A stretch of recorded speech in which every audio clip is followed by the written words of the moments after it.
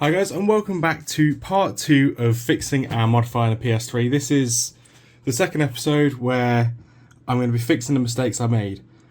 So at the end of the last video I basically shown that I'm going to have to fix here because the join I did here was awful and I think could have been shorting, and here there is a visible short where the negative is touching the LED, and this coincides with a part here which you can see where it got very hot. Oh yeah, that angle's better. So you can see here it got very hot. Down this edge here, for some reason it got very hot as well here, but this side here is fine and this side here is also fine. So I've got two, maybe three places where it's getting very hot, because up here as well it got hot, and this one here, as far as I can tell, is actually okay up this end. But yeah, so definitely at the bare minimum I'm going to redo this strip, and that strip there. So yeah, guess it's time to get started. So the first port of call is I'm going to remove bits of this strip. I'm not going to remove it all the way because some of it is actually okay to use still. So I'm going to cut that out of there, make sure there is actually room to solder to. Okay, so that's all good there. Stick that bit back down. This here, I'm going to actually remove this entire strip, because I'm also going to see if I can undo the damage I've done and try, and emphasis on the word try, and fix some of the melted bit so I can put a top case back on it. So, right, because I've got solders here that I need to keep, but I've also got glue on here, I'm going to try and save as much as I can.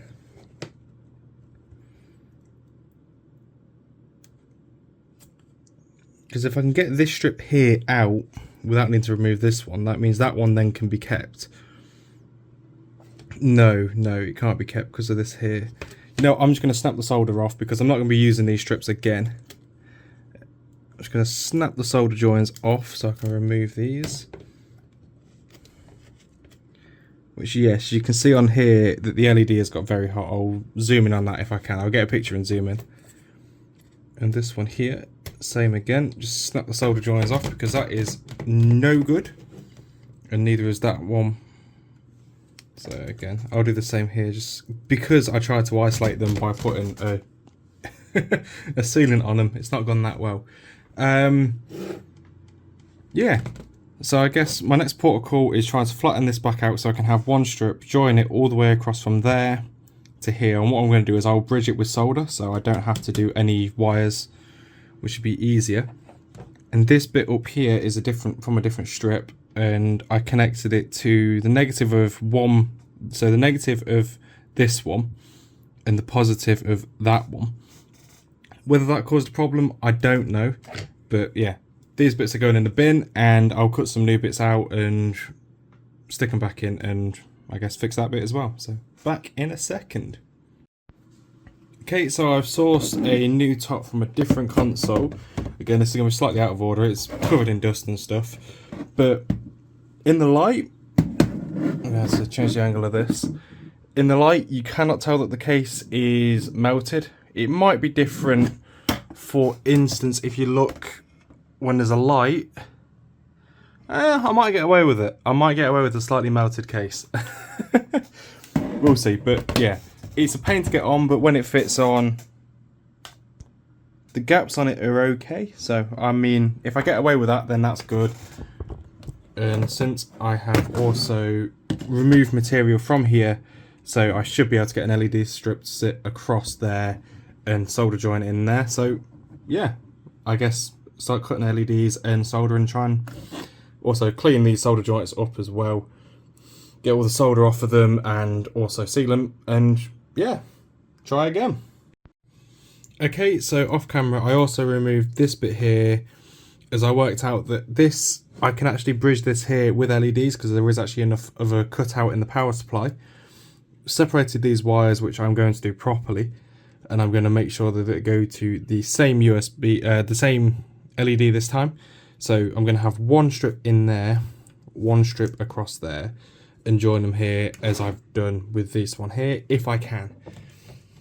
So first port of call is working out how long the USB, I keep saying USB, work out how long the LEDs need to be, which I've still got a reel here. I bought a 5-meter reel when I originally did this.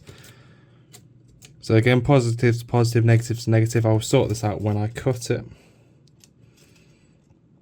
So I can actually go up to the end there, but I can separate it this end as well by pushing it that way. So I'm actually going to go all the way across with this one, which would mean that I'd need to cut it on, again, you probably didn't see a lot of that, cut it on that one there, which I'm going to do off camera because I cannot reach in.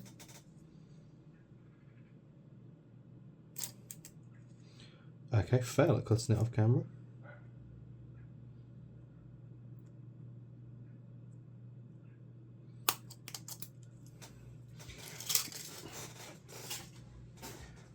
Wow, that actually took me 2 attempts at cutting that. So this one will slot in here. Just put it under there. Because I've lost material here where it's melted, you are going to see a divot in it now, which is going to actually be really sad, because it was quite clean before how I cut it with a Dremel. So there's that one just lying in there. I'm not going to do anything too crazy with that just yet. And I am actually going to cut a little strip off of this wherever the scissors have gone. So I'm also going to cut a strip off of this because the last cut was not very clean. I just dropped the reel as well.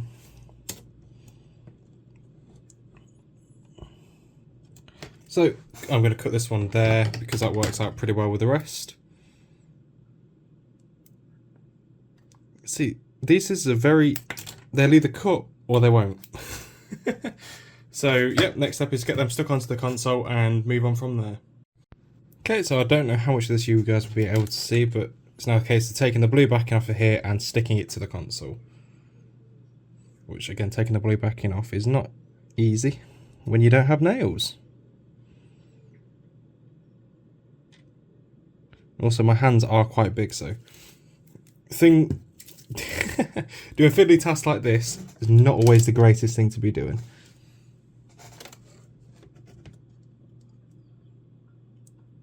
Just get that to line up as well as I can.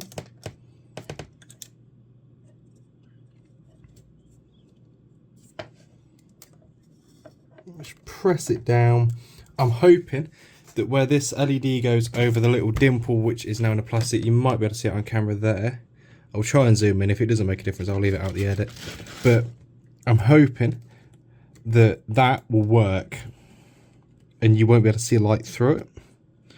So my only concern now is I've got to connect these back down there. I was hoping to have the joint here because the wire's just about reach, but I'll cross that bridge when I get to it. Just make sure this all sticks down. My other concern is if it was the flux which caused the problem, because if the flux I use is conductive, which I don't see why flux would be conductive, then that's going to be causing my issue, and that will be why things aren't working. So because I end up melting a path in there, you might not be able to see it, you can just see it, it just looks a mess on camera, but because I melted a path in there for wires to go through, I'm going to try and smooth that out a little bit so I can stick LEDs over it. So the plan is to get the LEDs as tight to it as I can. So I might have to go, I'll find a way of doing it, but I've got to avoid anything being trapped. So like that would work. That would work quite well. So I'll solder this joint in over here. I've got to try and get that stick down properly as well. So I'll solder this joint here and I'll cut back when I'll cut back when I'm doing that because I'm going to try and get it on camera. It's not the easiest thing to do, but I can try. Because I'm left-handed and I need to feed from here and I've limited room because my monitor's there. Whew. Okay, let's give this a try. Okay, so while I've got my soldering iron warming up, I'm just going to apply flux to both of these.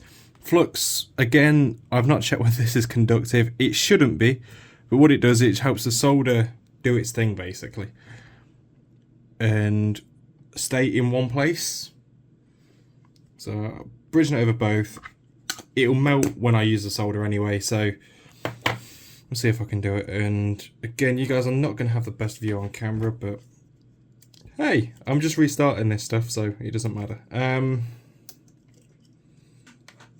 I'm used to more using a screen capture to record. Okay, so there is actually old solder on here, so I'm just going to not touch the soldering iron. Scrape much of that off as possible. Right, just get a solid amount of solder on here. Again, I'm probably gone way too hot with it because I've gone maximum temperature, and I just dropped my solder. Okay. So my aim is just to try and get solder on one of the pads first. Again, that's going like a cold solder joint, which again, so when solder goes dull, that's a cold solder joint. And just reeling this solder back up because I need more. Yeah, when I dropped this, it went everywhere. So yeah, you don't want a cold solder joint. They work, but they're never usually the best. So healthy amount of solder on there. Now contact the other pad. Let's try and build a layer of solder on it. There we go. Now I'm just going to go for more solder. This is spitting like crazy at the minute, and I even got my hand then. Just try and bridge them together. Which I'm going to toot my horn. I'm quite happy with that. That looks pretty good. Now I've got to do the same for the negative. So I'm just going to bring it closer so I can see better what I'm doing.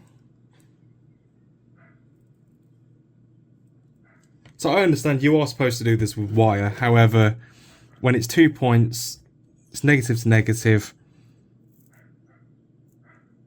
It's easier to do it this way. Sometimes I know the easy way isn't always the best way, but it's solder. It conducts and it forms a solid connection. Okay, it didn't actually spit at me that time. Again, there you go. Try a little bit more solder on there. Now a bit more solder on the soldering iron.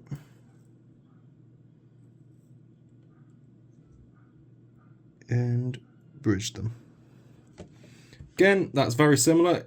It is another cold joint, but at the end of the day, it's not bad. So we're going to just remount a little bit of it. End of the day, I'm happy with it. That area there is where the disk drive is, and that has a lot of clearance, so that's not bad. Again, I'm not the greatest at soldering, I'll admit that, but hey, I'm happy with it. That's what counts. Okay, so the next step is I'm going to, after getting all of this in, I'm going to get solder on the pads and see what I can do in terms of connecting them. So I've also disconnected these wires from the end of these ones, because they were the ones being used to connect it to these two connectors here. Instead, at this time, I'm going to go into these connectors here, so I might have to extend the wires a bit, but I'm going to do it that way around instead. So what I'm going to do is I'm going to get solder on. Okay, I dropped a bunch of solder down here. I'm going to clean that up in a bit. There you can see it, there it is. So we're going to get solder on all of these pads and connect them up. I haven't applied flux to these ones, because just in case it is the flux that is conducting. And I am actually doing pretty well without flux. Which, if I'm honest, is quite surprising. But what this has taught me to do is this process has taught me how to solder a lot better than I already could. Because I know this solder that I'm using is 2% flux, so the solder itself has flux in it. But I never claim to be a good solderer. It's just good that I'm learning new skills whilst doing things. Okay, this one here, I just want a bit more solder on that one because there isn't a lot. And the same for the other side. Okay, so the next step is to get the jumper wires made up so I can connect them and move on from there. So it'll be positive to positive and negative to negative. you probably won't be able to see, but it's crisscross again on this one, and yeah, so I'll cut back when I'm soldering the wires in. Oh, and before I forget as well, I'm going to get some solder on these pads here, because this is where I'm going to connect the LED strip, which is just off screen. You can see it here too. So I'm going to connect it to there this time instead. Just going to drop a big ball of solder on it.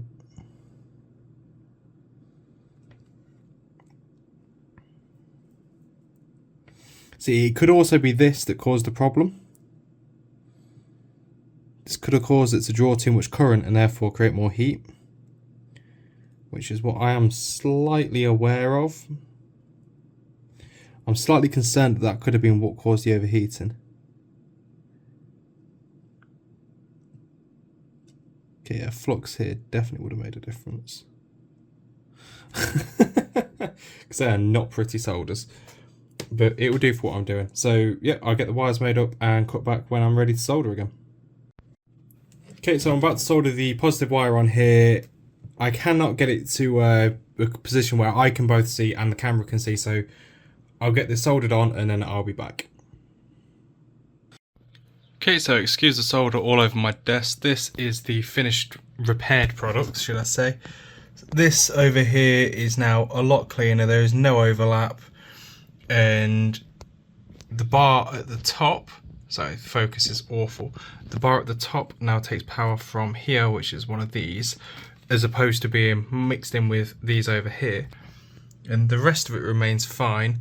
I did a little test and no heat was generated around here, so I assume that this one's okay, even though looking on the reverse side, that one got melted. So I'm hoping that's all good. I'm going to put it back together and test, so I'll cut back when it's being tested. Okay, so now the console is reassembled. There is one last thing to do, and that is test it properly. There we go, we have the LED glow. This is a new case. It's nowhere near as good condition as the other one was, and I can't tell if the LED glow is less now, because the bottom half of the console is actually fitting together properly now. But again, full glow down there, glow all around in here and under there. And I guess I can also show the fan, because I realise I have not shown the underside of this case yet. And yeah, this is a drilled case. Gone for a full modded console. I've not put the top case on properly yet, so it did just slide then. But there we go, the console is on. Let's try and get a video of it and get it on the screen and make sure everything still works. So yeah, I'll plug the input cable in and see if I can get it to show a screen. It's very hard to show it, but if you look here, I might get my finger just on the screen, that is not a crack, that is ink. So there is ink on here, which I'm going to try and polish off, and again, it's not showing the greatest in here, but there is a load of scratches on it as well. So I'm hoping I can sort all of that out. Okay, so as you can see, the console is at the XMB at the minute, controller is connected, everything moves as it should, and yeah, all feels good. I'm just going to get a disc and just make sure the disk drive works. So I've got a disc in my hand, Black Ops 2, legendary game.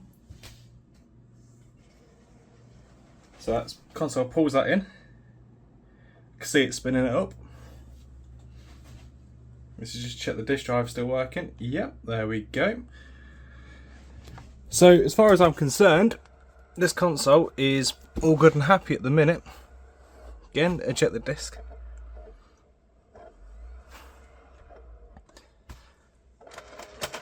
See, this is the satisfying part with having the exposed disk drive, and because it's under desk, my phone camera is actually struggling to see, but hey, it works. So the last things are them two bits of that down there.